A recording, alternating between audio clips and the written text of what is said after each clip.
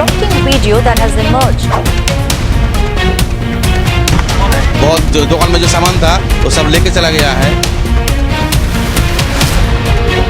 अप्रैल 11 की शाम बंगाल के बरासत के पास के इलाके रैपिड एक्शन फोर्सेस के मार्च से गूंज रहे थे। मुर्शिदाबाद में एक ही दिन में 3 मौत और फिर बंगाल के अलग अलग डिस्ट्रिक्ट्स में वक्फ अमेंडमेंट एक्ट 2025 के खिलाफ शांतिपूर्ण लेकिन टेंशन भरे प्रोटेस्ट। तो सवाल ये है, वक्फ अमेंडमेंट एक्ट 2025 सिर्फ एक कानूनी बदलाव है या एक माइनॉरिटी के लिए एक एग्जिस्टेंशियल थ्रेट? और सबसे इम्पोर्टेंट, क्या इसका विरोध हिंदुओं के खिलाफ है या सिर्फ अपने हक के लिए एक माइनॉरिटी का संघर्ष? बीते दिन देश के हर एक कोने में बत्ती गुल या लाइट्स ऑफ प्रोटेस्ट देखने को मिले। तेलंगाना से लेकर यूपी, मेरठ, हर स्टेट के किसी कोने में ये होते देखा गया है। तो साफ है कि लोग अभी भी एक प्रोटेस्ट में लगे हुए हैं against the Waqf amendment act 2025। सिर्फ यही नहीं बल्कि हर एक फ्रेश प्ली अभी भी सीजेआई संजीव खन्ना के सामने सुप्रीम कोर्ट आ जाती है, जो बार बार इन प्लीज को डिसमिस करते हुए 5 मई को होने वाली नेक्स्ट हियरिंग पर फोकस करते हैं, जहां एक बहुत बड़े सवाल का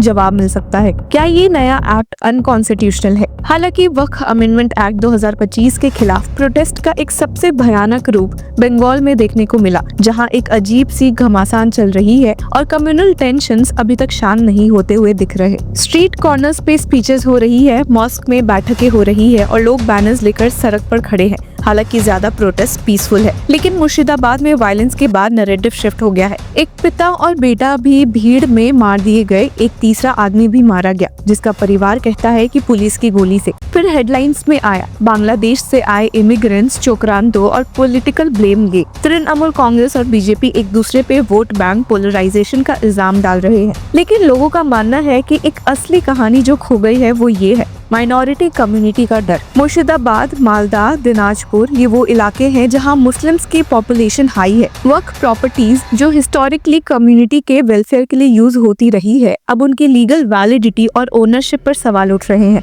एक स्कूल टीचर जिन्होंने प्रोटेस्ट में भाग लिया कहते हैं, हमें ना हिंदुओं से प्रॉब्लम है ना सरकार से, बस हमें ये बिल समझ नहीं आया और कोई सुनने को तैयार नहीं है। सबीर अहमद जो Kolkata based know your neighbour organisation चलाते हैं, कहते हैं कि 2019 का एनआरसी और सीएए याद आ गया, जहां सबको कागज दिखाने को बोला गया था, और अब ये वक्फ एक्ट जहां इस्लामिक लॉ की ओरालिटी को रिजेक्ट करके डॉक्यूमेंट्स मांगे जा रहे हैं। वक्फ प्रॉपर्टीज काफी सेंसिटिव होते हैं, ग्रेवयार्ड्स, मस्जिद और एग्रीकल्चरल लैंड्स, और बंगाल में तो 80,000 से ज्यादा ऐसी प्रॉपर्टीज हैं। अगर डॉक्यूमेंट्स नहीं हुए तो क्या होगा? क्या ये लॉ उन लोगों को अपने जमीन से हटा देगा जो पीढ़ियों से उस जमीन को संभालते आए हैं, सिर्फ इसलिए क्योंकि उनके पास पेपर्स नहीं है? यही कुछ सवाल लोगों के मन में चल रहे हैं। अमेंडमेंट ये कहता है कि हर वक्फ प्रॉपर्टी का रजिस्ट्रेशन एसेंशियल है और उसके लिए डॉक्यूमेंट्री प्रूफ होना जरूरी है। ओरल डिक्लेरेशंस या सेंचुरीज ओल्ड ट्रेडिशंस वैलिड नहीं माने जाएंगे। जहाँ एक तरफ ये ट्रांसपेरेंसी और मिसयूज से बचाव का एक स्टेप माना जा रहा है, वहीं दूसरी तरफ ये भी माना जा रहा है कि रूरल और पुअर केयर टेकर्स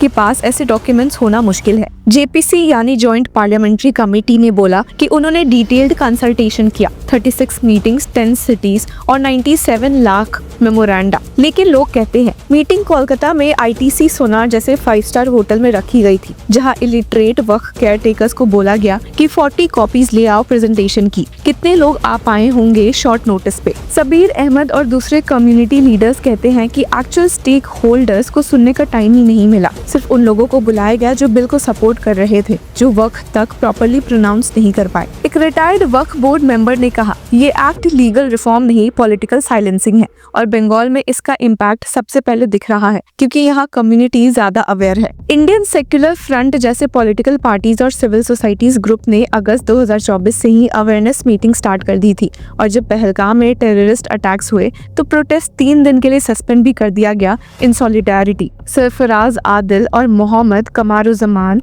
जैसे लीडर्स हर मीटिंग में प्रोटेस्ट को ये सिखाते हैं कि सड़क ब्लॉक मत करो, ट्रैफिक होल्ड मत करो, पुलिस परमिशन लो, सिर्फ डेमोक्रेटिक तरीके से प्रोटेस्ट करो। लेकिन टीवी स्क्रीन्स पर जो दिख रहा है वो सिर्फ वायलेंस, आर्सन और एक पुरानी लाइन, ये प्रोटेस्ट हिंदुओं के खिलाफ है, जैसा कि लोगों का कहना हो रहा है। हालांकि कमारुज़मान खुद कहते हैं ये प्रोटेस्ट हिंदू भाइयों के खिलाफ नहीं है, ये हमारे कॉन्स्टिट्यूशनल राइट्स के लिए है। और जब मुर्शिदाबाद में वायलेंस हुआ तो तो पहली प्रेस रिलीज उन्हीं प्रोटेस्ट ऑर्गेनाइजर्स ने निकाली, जिसमें कहा गया, हम किसी भी हत्या या तोड़ फोड़ के खिलाफ है। हमारा मकसद सिर्फ बिल के प्रोविजंस पे फ्रेश हियरिंग मांगना है। ये नैरेटिव मीडिया में कितना चला? शायद बहुत ही कम, जैसा कि लोगों का मानना है। और कई लोग ये भी कह रहे हैं कि जब एक बिल का प्रोसेस ही ओपेक हो, जब असली स्टेक होल्डर्स को प्रॉपर्ली सुना ना गया हो और जब मीडिया में सिर्फ एक ही एंगल दिखे, तो डिसेंट का मतलब क्या होता है? तो is it time to ask, क्या किसी कम्युनिटी के लीगल राइट्स और सर्वाइवल कंसर्न्स को जेन्युइनली एड्रेस किया जा रहा है, या सब कुछ वोट बैंक और नैरेटिव कंट्रोल के चश्मे से देखा जा रहा है? और सबसे जरूरी, क्या डिसेंट करने वाले हर मुस्लिम को एंटी हिंदू बोलकर हम सेक्युलरिज्म के असली कॉन्स्टिट्यूशनल वैल्यूज को नहीं मिटा रहे?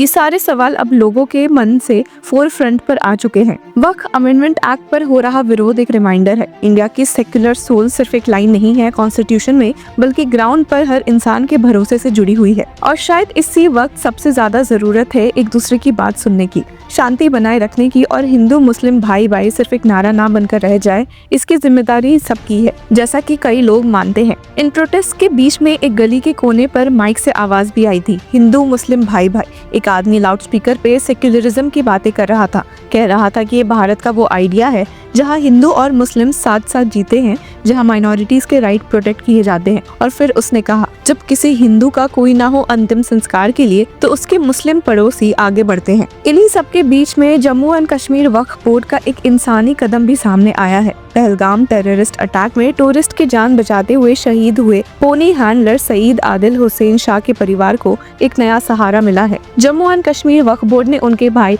सईद नजाकत हुसैन शाह को नौकरी का अपॉइंटमेंट लेटर दिया है, एक ट्रिब्यूट आदिल की हिम्मत और कुर्बानी को। तो व्यूअर्स, इस पूरे मामले में आपकी क्या राय है? कमेंट सेक्शन में जरूर बताएं, और तब तक के लिए keep following Law Chakra. Hello law lovers and justice seekers, welcome to Law Chakra. हम आपके लिए लेकर आए हैं कुछ बहुत ही exclusive. Introducing Law Chakra prime membership, जो आपको देगा exclusive access like never before, यानी कि फुल इनसाइडर एक्सेस, वो भी बस घर बैठे। यही नहीं, प्राइम मेंबर को मिलेगा access to exclusive interview session with renowned जजेस, लीगल एक्सपर्ट्स एंड लॉयर्स। ऐसे इनसाइट्स जो आपको कहीं और नहीं मिले। इसी के साथ अगर आप कभी सोचे कि हम कैसे लेकर आते हैं आपके लिए ये लीगल अपडेट्स, तो इसके लिए भी प्राइम मेंबर्स के लिए है हमारे पास एक special sneak peek behind the scenes of law chakra. Brainstorming session से लेकर ब्लूपर्स तक सब कुछ। In short, more content, more update and more analysis. Political legal controversies हो या इन डेप्थ लीगल सेशंस, सब कुछ आपको मिलेगा एट वेरी मिनिमल प्राइस। बनिए लॉ चक्र की प्राइम मेंबर और अनलॉक कीजिए full potential of legal knowledge. अभी ज्वाइन कीजिए।